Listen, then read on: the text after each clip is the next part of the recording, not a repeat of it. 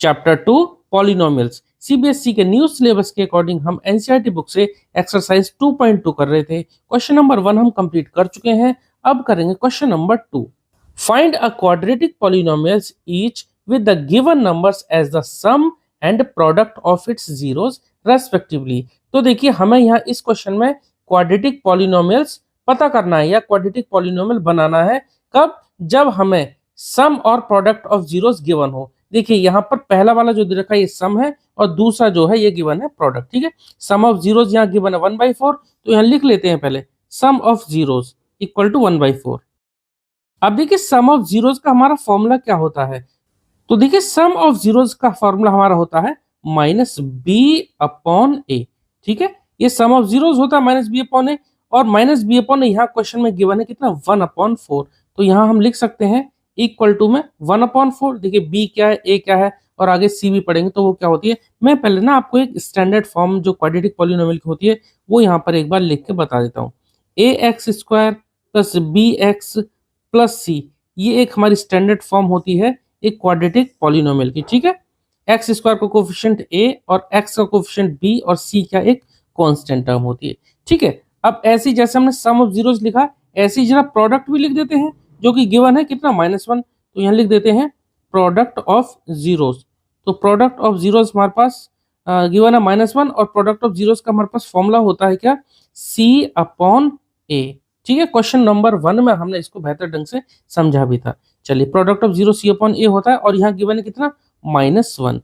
अब हमें क्या करना है, अब हमें इस तरह की इक्वेशन बनानी है। a, b और c की वैल्यू हम यहाँ से निकालेंगे और यहाँ पुट कर देंगे। एक तरह से हम क्वाड्रेटिक पॉलिनोमियल बनाएंगे। ठीक है, तो देखिए इन दोनों इक्वेशन से या ये जो दो हमने निकाले सम और प्रोडक्ट, यहाँ से a b c की वैल्यू किस तरह से निकाले। देखिए सबसे पहले अगर हम यहाँ कंपेयर करते हैं a को 4 से और b ये -b है तो -b को 1 से, तो यहाँ पर भी कुछ ऐसी होना चाहिए। नीचे यहाँ पर a है यहाँ पर भी a है। एक काम करते हैं, देखिए यहाँ पर है 4 तो यहाँ अगर -1 के नीचे कुछ नहीं तो हमने मान लिया 1। अगर हमने यहाँ a 1 है यहाँ पर भी अगर ये a सेम होता, यहाँ का a और यहाँ का a सेम होता तो a की वैल्यू निकल आती, b और c को हम इक्वेट कर देते। अब देखिए जैसे यहाँ a 4 है तो a को यहाँ 4 बनाने के लिए हम क्या कर सकते हैं, इसी इक्वेशन को यानी जो इक्वल के बाद ये जो दे रखा है ऊपर नीचे दोनों तरफ हम 4 से मल्टीप्लाई कर देंगे। देखो 4 से 4 कैंसिल आउट हो जाएगा ना, तो कोई फर्क तो पड़ेगा नहीं, लेकिन हमें कैंसिल आउट करना नहीं है।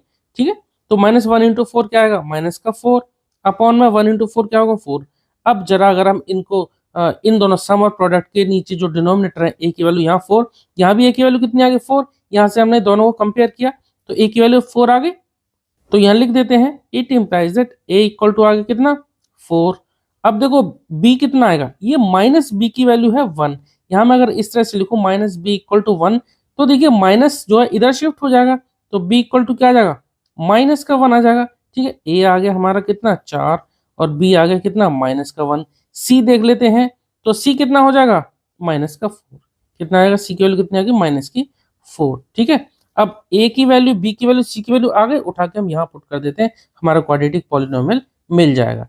तो ax² + bx + c होती है स्टैंडर्ड फॉर्म, तो यहाँ पे पुट कर देते हैं और यहाँ लिख भी देते हैं देयरफॉर क्वाड्रेटिक पॉलिनोमियल क्या बन जाएगी, तो देयरफॉर क्वाड्रेटिक पॉलिनोमियल हमारी बन जाएगी। देखो ये ax² + bx + c, या a की वैल्यू उठा के पुट करेंगे तो क्या आएगा 4x² + bx, b की वैल्यू कितनी है -1 तो b यहाँ पुट करेंगे तो -1x आएगा। मैंने प्लस लगा दिया, माइनस इसको कर देते हैं -1x। 1 लगाने की जरूरत नहीं है, सिर्फ इतना ही लिख देंगे, माइनस लिख देंगे तो काम चल जाएगा।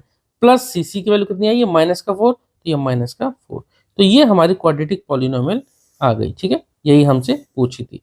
पार्ट फर्स्ट हमारा कंप्लीट हो गया। एक बार फटाफट से रिकैप कर लेते हैं। देखिए हमें यहाँ पर सम और प्रोडक्ट ऑफ जीरोस दे रखा है। सम का फॉर्मूला हमारा -b/a होता है जो कि यहाँ पे गिवन है 1/4 तो इक्वेट कर दिया। प्रोडक्ट का फॉर्मूला होता है c/a, इक्वेट कर दिया जो गिवन है -1। ठीक है, हमें क्या चाहिए ax² + bx + c। यहाँ पर a b c की वैल्यू अगर आ गई तो हम यहाँ पुट कर दें, क्वाड्रेटिक पॉलिनोमियल हमारा बन के आ जाएगा। क्लियर, चलिए अब देखो a की वैल्यू है यहाँ 4, यहाँ पर भी a है तो यहाँ पर भी 4 आना चाहिए था ना, था यहाँ पे कितना 1 था तो हमने इसको 4 बना लिया। कैसे, नीचे मल्टीप्लाई किया 4 से, ऊपर भी कर दिया। अब ये आ गया 4 और ऊपर कितना आ गया -4। अब हम सीधे सीधे हमने क्या करा यहाँ से कंपेयर कर लिया। a की वैल्यू कितनी आ गई 4, c की वैल्यू आ गई -4 और -b की वैल्यू 1। -b की वैल्यू 1 आई तो b की वैल्यू कितनी आ गई -1।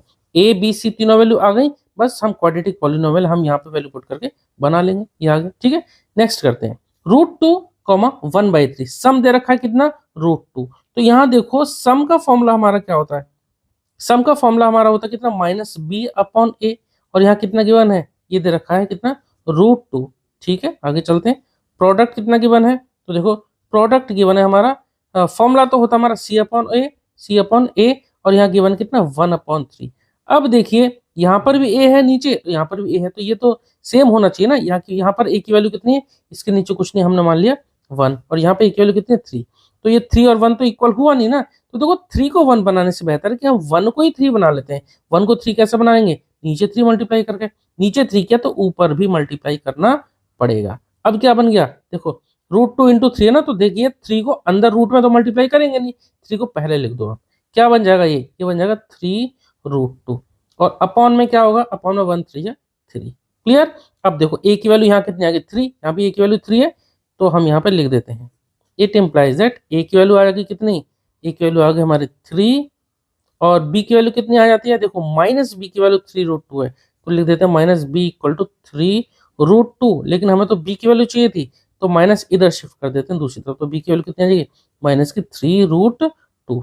a की वैल्यू आ गई, b की वैल्यू आ गई, अब c की वैल्यू कितनी आ जाएगी डायरेक्ट 1, तो c = कितनी आ गई 1।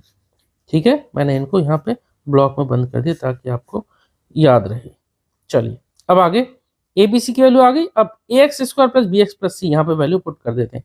a कितना है 3, तो 3x² प्लस b हमारा माइनस का है, तो प्लस नहीं माइनस लगा देंगे, -3√2x प्लस c, तो प्लस c की वैल्यू कितनी आ गई 1 + 1।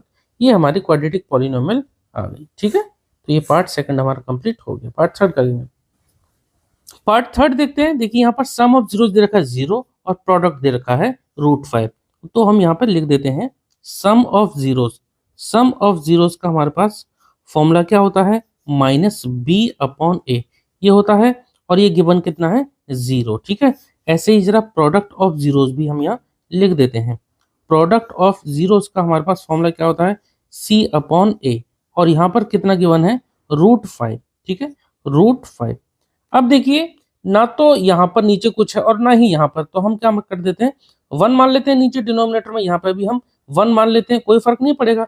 तो देखो a को हम सीधे सीधे देखते हैं, तो a की वैल्यू आ रही है 1, यहाँ भी a की वैल्यू 1 आ रही है। ठीक है, तो डायरेक्ट हम यहाँ पे हम लिख सकते हैं a = आ गया 1, और b की वैल्यू कितनी आएगी -b = 0 आया, तो b = ये माइनस इधर शिफ्ट होगा तो 0 पे तो कोई फर्क पड़ेगा नहीं, तो b की वैल्यू आ गई हमारी कितनी 0, और c की वैल्यू डायरेक्ट आ गई कितनी, c = आ गया √5। ठीक है, तो c की वैल्यू आ गई √5, डायरेक्ट हमने कंपेयर कर दिया। a b c तीनों की वैल्यू आ गई, और जनरल हमारी जो स्टैंडर्ड फॉर्म जो होती है हमारी क्वाड्रेटिक पॉलिनोमियल की क्या होती है ax² + bx + c, यही होती है ना। अब हम क्या करेंगे, यहाँ पर a b c की वैल्यू पुट कर देंगे, क्वाड्रेटिक पॉलिनोमियल हमारी बन जाएगी। a की वैल्यू कितनी है 1, तो 1x², 1 हम लगाएं ना लगाएं कोई भी दिक्कत नहीं है, पर फिर भी लिख देते हैं चलो। b की वैल्यू कितनी है 0, तो प्लस का 0x प्लस c की वैल्यू जो कांस्टेंट है कितनी √5। ठीक है, ये हमारा आंसर आ गया।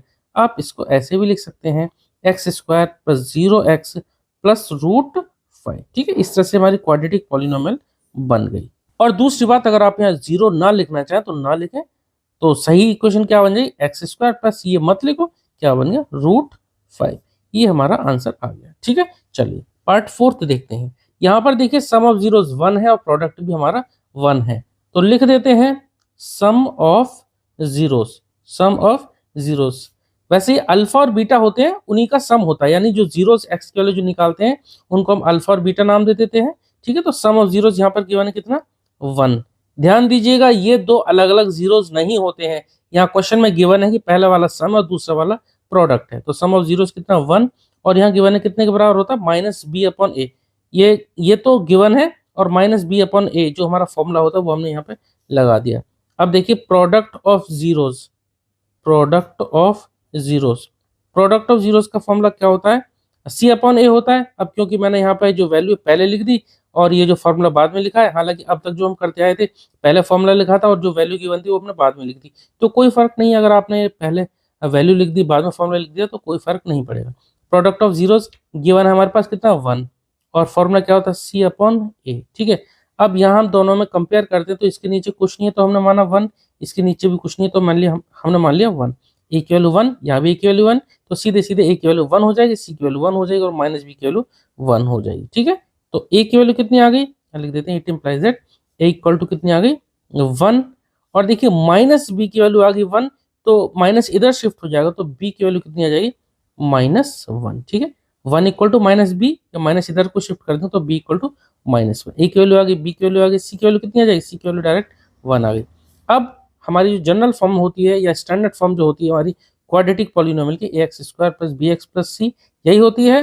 तो देयरफॉर क्या बन जाएगा, ए की जगह लिख देंगे हम 1, तो 1x स्क्वायर, या हम यहाँ 1 लिखें ना लिखें कोई फर्क नहीं पड़ेगा, 1 वैसे भी यहाँ पे छुपा हुआ है, कुछ नंबर नहीं होता तो यहाँ 1 ही माना जाता है, प्लस बी एक्स, बी कितना -1, तो माइनस का 1x, तो माइनस के बाद यहाँ 1 लिखूं ना लिखूं कोई फर्क नहीं पड़ेगा, सी की वैल्यू 1, लेकिन यहाँ जरूर फर्क पड़ेगा, यहाँ पे आपको जरूर लिखना है 1 की वैल्यू। ठीक है, क्योंकि इसके बाद कोई दूसरा अल्फाबेट या दूसरा कोई वेरिएबल नहीं है, यहाँ पे कोई नंबर नहीं लिखा था, तो यहाँ तो अंडरस्टूड था कि 1 है माइनस का, यहाँ पर 1 है, लेकिन यहाँ पे आपको जरूर लिखना पड़ेगा, नहीं तो यहाँ पे 0 माना जाएगा या कुछ भी कोई दूसरा वेरिएबल नहीं है। ठीक है, इसलिए ये वाला 1 लिखना बहुत जरूरी है। क्लियर, तो ये हमारे इक्वेशन आ गई, ये हमें चाहिए थी, सॉरी ये हमारी क्वाड्रेटिक पॉलिनोमियल आ गई, ये हमें चाहिए था। पार्ट 4 हो गया, अब पार्ट 5 और 6 करेंगे। पार्ट 5 देखते हैं, यहाँ पर देखिए सम दे रखा है -1/4 और प्रोडक्ट ऑफ जीरोस दे रखा है 1/4। ठीक है, तो हम यहाँ पहले लिख देते हैं sum of zeros, sum of zeros का हमारे पास फॉर्मूला क्या होता है -b/a। ठीक है, ये होता है सम का फॉर्मूला, यहाँ गिवन है कितना -1/4। ठीक है, अब आगे बढ़ते हैं, क्या दे रखा प्रोडक्ट, तो वो भी हम यहाँ लिख देते हैं प्रोडक्ट ऑफ जीरोस। ठीक है, प्रोडक्ट ऑफ जीरो, ये जीरो नहीं है, ES और लगाते हैं जीरोस। ठीक है, तो प्रोडक्ट ऑफ जीरोस गिवन है कितना 1/4 और फॉर्मूला हमारा होता है कितना C/A, इसको इक्वेट कर देते हैं 1/4 के। अब जरा देखो यहाँ पर a की वैल्यू 4, यहाँ पर भी a की वैल्यू 4 है, तो ठीक है हम डायरेक्ट हम इसको कंपेयर कर लेते हैं। तो देयरफॉर a की वैल्यू कितनी आ जाती है, a इक्वल टू आ जाती है 4। आगे माइनस b इक्वल टू -1 है ना, तो माइनस से माइनस कैंसिल आउट हो जाएगा, क्या बचेगा b इक्वल टू 1 आ जाएगा। b की वैल्यू कितनी आ गई, b की वैल्यू आ गई 1। c की वैल्यू कितनी 1, c की वैल्यू भी 1। जनरल हमारी इक्वेशन क्या होती है, स्टैंडर्ड फॉर्म जो होती है क्वाड्रेटिक पॉलिनोमियल की, ax square plus bx plus c, यही होती है। यहाँ पर a b c की वैल्यू जो हमने निकाली वो यहाँ पुट कर देते हैं, क्या आ जाएगी 4x square plus bx, b की वैल्यू कितनी 1 आई, तो प्लस 1x, या फिर सिर्फ x लिख देते हैं कोई बात नहीं, प्लस c, c की वैल्यू कितनी है +1, तो c की वैल्यू आ गई कितनी +1। ये हमारी क्वाड्रेटिक पॉलिनोमियल बन गई। लास्ट पार्ट देखते हैं 4,1, यानी सम दे रखा है 4, तो लिख देते हैं sum of zeros. Sum of zeros का हमारे पास फॉर्मूला होता है -b/a, और यहाँ कितना गिवन है 4। प्रोडक्ट ऑफ जीरोस लिख देते हैं प्रोडक्ट ऑफ जीरोस, कितना 1 दे रखा है और फॉर्मूला हमारा होता है C/A, तो यहाँ दे रखा है 1, तो हम यहाँ 1 के इक्वेट कर देते हैं। क्लियर, अब देखो यहाँ पर a की वैल्यू, यहाँ नीचे कुछ नहीं तो हमने इसके नीचे मान लिया 1, यहाँ पर भी कितना आ जाएगा नीचे 1। देखो जब हमारा न्यूमरेटर था ना, सिर्फ डिनोमिनेटर में कुछ नहीं था, तो हमने अपॉन करके 1 लिख लिया, यहाँ पे भी हमने 1 लिख दिया, तो a की वैल्यू 1, a की वैल्यू 1, तो सीधे सीधे a की वैल्यू तो हम लिख देते हैं कितनी 1। आगे माइनस b, ये माइनस है ना, तो माइनस b की वैल्यू आ गई 4, तो माइनस इधर शिफ्ट कर देंगे, तो b की वैल्यू कितनी आ जाएगी -4।